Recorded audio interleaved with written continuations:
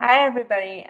Okay, so before I start, I tried to make a shorter video, like probably one of the shortest videos I've ever made, and it didn't work out so well. So I'm gonna try again and do a little bit longer of a video, but not too long here, and see how that goes.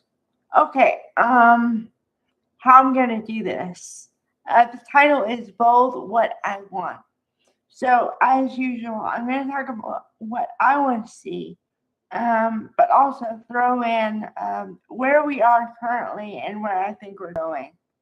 Okay, so the reason why Harrison Cohn gets my hashtag is because he's part of what I want to see. And, okay, so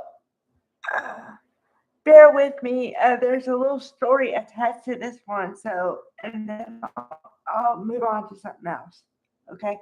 Um, Now, as y'all should know by now, uh, June is Pride Month, and I am a big fan of representation on the soaps because I am disabled, and for the longest time, I didn't see anybody like me character wise on anything, and I mean anything. Now, granted, there were a couple of episodes of whatever was on TV at the time, and they would have a like disabled character, but then that character would magically disappear, never to be seen or heard again. So as I grew up and as I'm an adult now, I really want to see representation on the soaps. And part of the representation is LGBT storylines. And I mean legit ones. Where Okay, now I'm gonna go off a bit on a tangent, but I swear it'll make sense. Okay, so I've also discussed how Y&R and Bold are sister soaps. Okay, Y&R had a LGBT couple, Tessa and Mariah.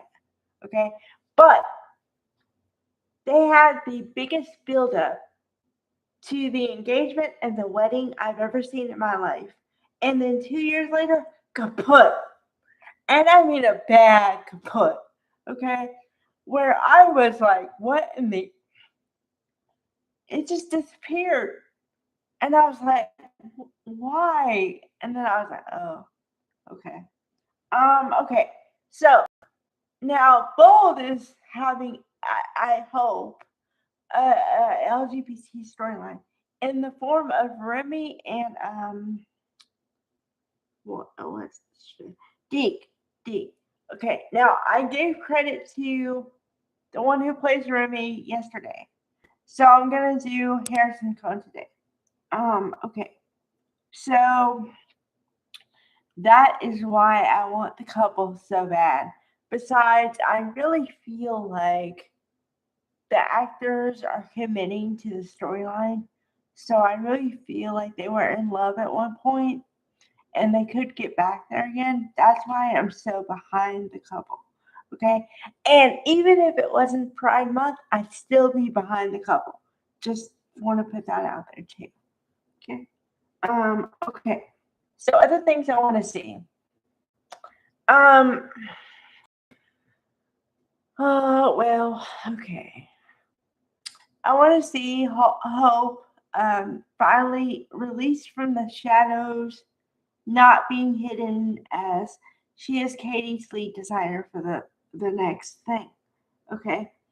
But I think it's still gonna go on for a little bit because the spoiler included Jacqueline McInnes Wood and Catherine Kelly Lang and Steffi said, I think there's something going on, and but no more input than that. And I was like, yeah, there's something going on, but hopefully you don't find out for a little while longer. I mean, not too long, but whatever. But see, if you keep the intrigue in there, you can hold the storyline for a while. The difference is don't hold it for 6 months. Okay, hold it for like a month maybe, and then it kosher. But okay. Now, okay, there's something I'm kind of excited about for next week. Deacon and Taylor are going to be back on the show. Now, Sean Kanan, woo! Yeah! Another one of my man. He is my man. Okay, because that man can do anything. He can go serious, dramatic, comedy, anything. Okay, and he has the believability factor that I'm talking about all the time. Okay, now, on the other hand, I always say this, and I mean it, I swear to God, but I have no problem with Rebecca Budding. But my problem is mentally, I'll always see her as Greenlee from All My Children. Okay? But however, okay, that also means I can never see her as Taylor because I've seen too many iterations of Taylor where she was a strong woman. She take no BS from anybody. Okay? But she also had like a job. She was a therapist, and the other versions of Taylor would never cross the line and do anything with a client, and they've totally done that with this version. So I'm like, where did your ethics go, sweetheart? Because the first Taylor would never, and the second Taylor, I don't think would ever either. So what? You want me to believe that this was a one-time aberration of her ethics, or that's who she is now, or what? You're gonna have to give me more meat on this, and well, it's just the way it is. Because no, okay, I've said it before, I'll say it again. Sean Kanan is hot. But if he was my client, I wouldn't do that.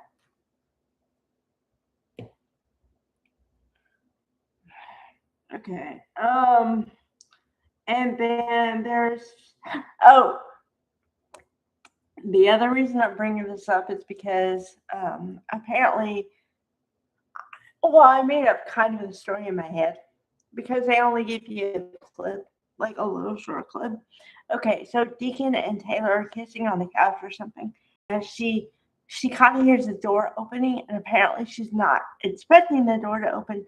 So you see the little handle moving ever so slowly, and then the door becomes more ajar, so you know the door is going to open. At that point, Taylor screams and jumps up like she's seen a ghost. So I don't know what's going to happen, but yeah. But I mentioned it in the last video I made. I hope it's Kimberly Brown coming back, because if Kimberly Brown comes back, I'm gonna lose it. I'm gonna be the happiest person you've ever seen on the planet. Okay. Kimberly Brown has something that nobody else has. That woman can, she can be nice as pie and turn evil in 2 seconds flat. I've seen it happen. Okay.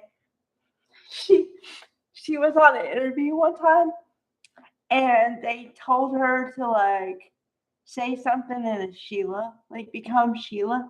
And within 2 seconds it was like she turned it on. It was magical.